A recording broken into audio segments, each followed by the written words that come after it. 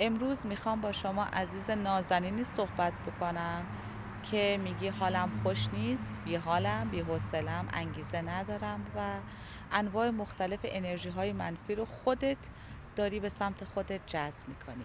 یه تکنیک عالی میخوام بهت بگم که بهت کمک میکنه از شر این حال بدی نجات پیدا بکنی، اما یک شرط داره و شرطش هم اینه که حتما این تکنیکی بهت میگم رو انجامش بدی. ببین، اون تکنیک مهم اینه که سعی کن حتی زمانی که حالت بده دست به انجام یک کاری بزنی. حتی زمانی که حالت بده دنبال این نباش که یک کاری رو به نحو احسن با یه حال عالی و خیلی خوب انجام بدم. اگر اینجوری باشه خیلی عالیه، ولی هنر این هست که حتی زمانی که حالت بده از جات بلند شی و یک اقدامی انجام بدی.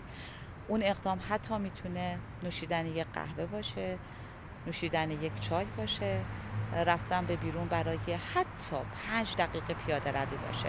فقط باید از جات بلند بشی و نذاری این حال بدی در تو ادامه پیدا بکنه. جز این هیچ راه دیگه‌ای نداره.